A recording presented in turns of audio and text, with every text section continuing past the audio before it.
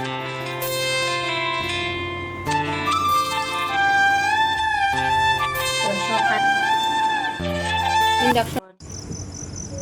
Morning.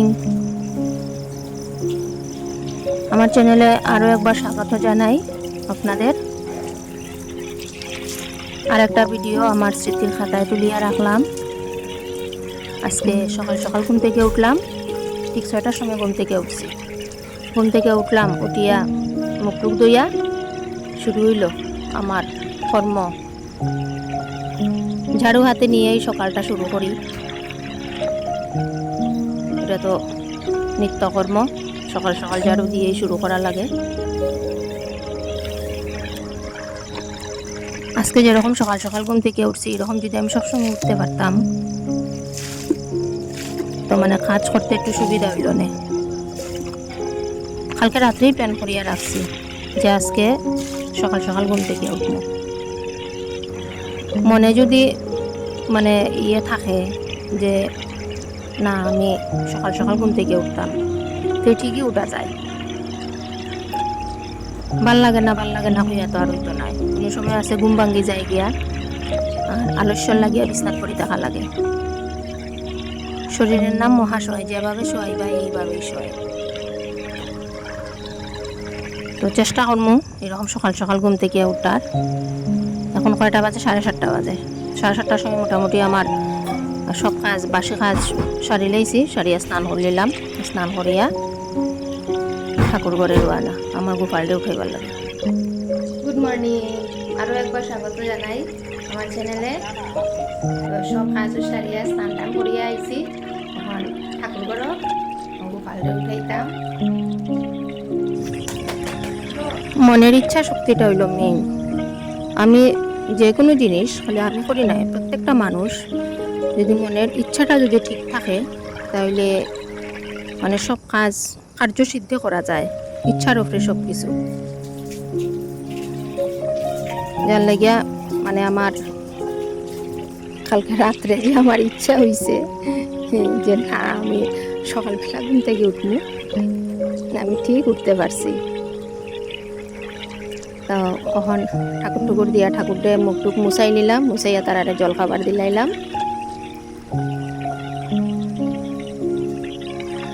আজকে যে রুদ্র উঠছে, আজকে রুদ্রের মধ্যে কাজ করাটা একটা চ্যালেঞ্জের মতো দাঁড়াইছে। খালি আমি করি নাই, প্রত্যেকটা মানুষ। আমরা তো মেয়ে লোক ঘরের মধ্যে থাকি, ঘরের মধ্যে ফ্যান আছে, ফ্যানের বাতাস খাইলাম, একটু কাজ করলাম, এরপরে খুব বেশি গরম লাগলো, আচ্ছা গিয়া ফ্যানের নিচে গিয়া সরে বইলাম। যারা পুরুষ লোক, যারা অফিসে কাজ করে তারার কথা আলাদা, যারা দিনমজুরি তারার কথা কইছে। এই রুদ্রটার মধ্যে যখন তারা কাজ করে তখন তারার কত কষ্ট হয়।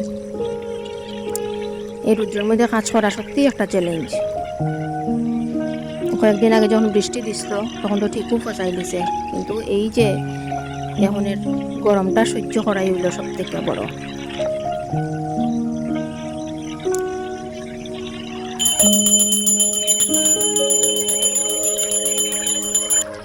আমি যে ফুল উঠাইবার লাগিয়া যে গেছি বাইরে, মানে লাগে আমার সমস্ত শরীর মানে জ্বলি যার গিয়া। এইরকম মানে রৌদ্রের তাপ।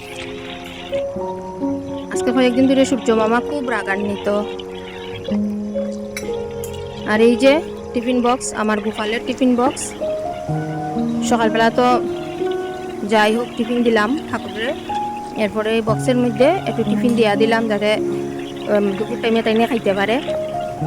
গোপাল তো বাচ্চা, আমরা তো বাচ্চার মতোই দেখি। সকালবেলা পূজা দিয়া সারিয়া এরপরে তো আর পূজা দিতে দিতে দুপুর টাইমে এর মধ্যে যদি ক্ষুধা লাগে তাইনে লইয়া টিফিন খাইব। এটা আমরা একটা বিশ্বাস, বিশ্বাসে মিলাই বস্তু তর্কে বহুদূর, ঠিক না? আমরা তো ভগবান বিশ্বাস করি, যার লাগে আমরা ভগবানটা যেভাবেই রাখবো ভগবান সেইভাবেই থাকেন। যাই হোক, এখন রান্না করে আইলাম, আইয়া সারিয়া আমরা চাটা খাই। আমি আর আমার বাসুরে চাটা খাই। আর আমার কর্তামশাই এখনও ঘুমো। বাজে কয়টা? 8:15 বাজে। আজকে রান্নাটা তাড়াতাড়িও রান্নাটা করিলাম। আজকে আর তাড়াহুড়া লাগে এই ডায়লগটা আর দিতাম না। চেষ্টা করবো ঘুম থেকে সকাল সকাল উঠার, দেখি কতদিন উঠতে পারি। আর কতদিন উঠতে পারি বলতে স্কুল তো খুলে যাইব গিয়া 28 তারিখ স্কুল খুলবো। এবার তো সকালে উঠাই লাগবো, ইচ্ছা না থাকলেও উঠা লাগবো।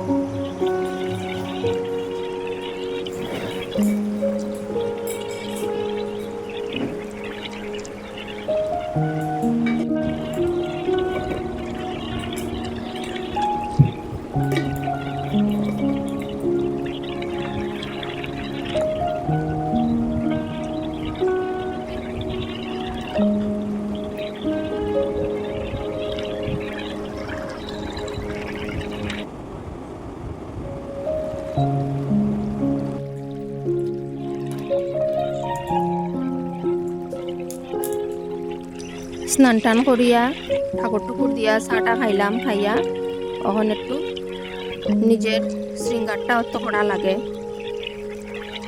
স্বামীর মঙ্গলের লেগে তো সিঁদুর করা লাগে।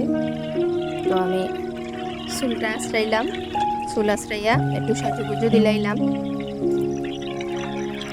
সিঁদুর উদুর ফললাম। এরপরে রান্না করে যাইম যুদ্ধ করার লাগিয়া।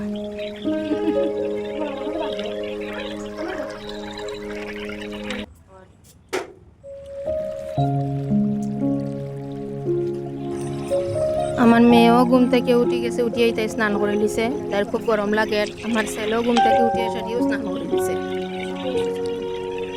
সত্যি গরম, চূড়ান্তই গরম। আজকে আমি 3বার স্নান করছি। আমার ফুলাবান দুটায় 3বার না 4বার জানি স্নান করছে।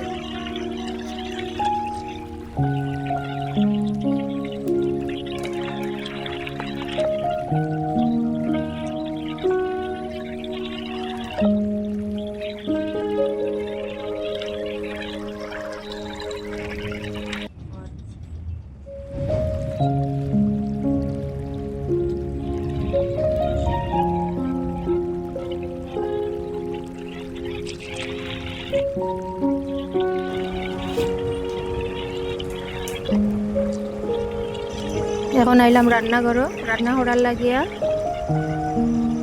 তো ফ্রিজ কাটাইয়া দেখি কিতা কিতা আছে।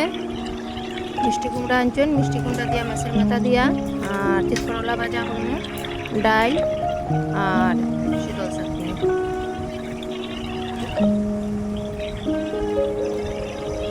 আর আমার শ্রীমানের লাগিয়া তো আলু ভাজা করা লাগে। আর গতদিন যে আমার মশলার জার দুটা ধুইয়া দিছিলাম, একটু তো শুকাইছে। তো রান্না করার আগে মশলা ডাললাম। একটার মধ্যে হইল মরিচের গুঁড়া আর একটার মধ্যে এই জিরা আর ধনিয়া, দুটা একখানা করিয়া রাখছি।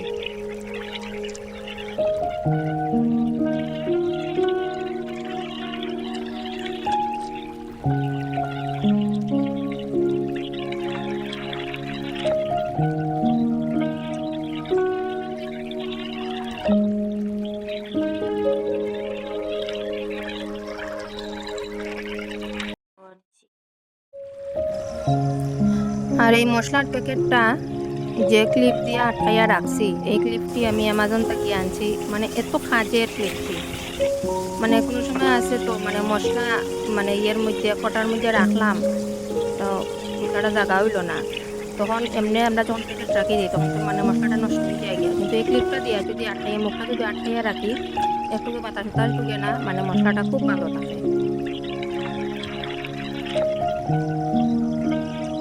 এখন রান্নাত লাগলাম। মাছের মাথাটা সাতলাই দিলাম, মাছের মাথা দিয়া আর মিষ্টি কুমড়া দিয়া করবো।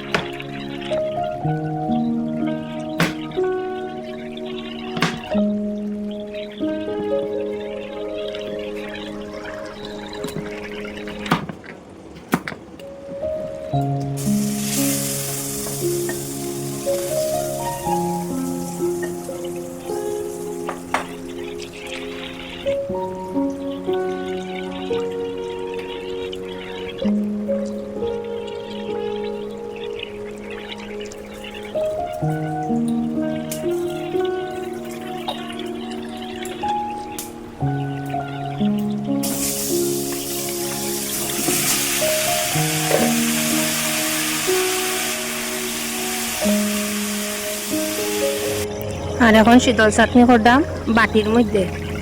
আমি কড়াইয়ের মধ্যেও শীতল চাটনি করি, কিন্তু মানে আমার খুড়ি শাশুড়ি তাই নিয়ে এখন পৃথিবীতে নাই। তাই নি হলো ত্যাগ করিয়া পরলোকে গমন করছেন। আজকে হয়ে গেছে কি প্রায় 10-12 বছর হইব। তাই নিয়ে শিখাইয়া গেছে মানে বাটির মধ্যে শীতল চাটনি কীরকম করা লাগে। মানে সব মশলা বলতে মরিচ আর হলুদ আর লবণ, পেঁয়াজ কুচি, রসুন কুচি, এরপরে শীতল, এরপরে একটু তেল সব একখানো করিয়া আর একটু জল দিয়া একসাথে বয়াই দিলাম। আর এদিকে আমি রান্না বয়াইছি, গেছে গিয়া গ্যাস শেষ হয়ে গেল। মানে মর্জিটা এত খারাপ হয় তখন। এরপরে সিলিন্ডার বদলাইলাম, সিলিন্ডার আসলো করে সিলিন্ডার বদলাইলাম। আর এদিকে আমি মানে ইন্ডাকশনে বয়াইছি যে বাজা। এদিকে তো আবার তাইনেও গেছে গিয়া সানে। আমি যদি কই যে আমার তাড়াহুড়া মানে লাগে রান্না করার সকালবেলা, যত তাড়াতাড়ি উঠি না কেন মানে আমার একটা নাইলে একটা বেড়া লাগেও। এটা একটা অভিশাপ আছে আমার, একটা নাইলে একটা বেড়া লাগবো। তো প্রথমে ভাবছিলাম যে ইন্ডাকশনও করিলে দেখি কারেন্ট গেছে গিয়া। এরপরে সিলিন্ডার নিলাম টানিয়া। এইগুলো আজকে আমরার মেনু। আর এদিকে খাওয়া খাদ্য চলে। তাই না তো খাইলিছে, খাইয়া সারি অফিসও গেছে গিয়া। তো খাইয়া টাইয়া সারিয়া এরপরে একটু রেস্ট করলাম। মেশোর থেকে আইলো একটা র্যাক, একটা স্টিলের র্যাক আমি অর্ডার করছিলাম। হে আনবি বক্সিং করে, মানে কিছু আনলে পরে এই খুলতে হইব, বক্সটা হে খুলতে হইব। ওই স্টিলের র্যাকটা আনলাম।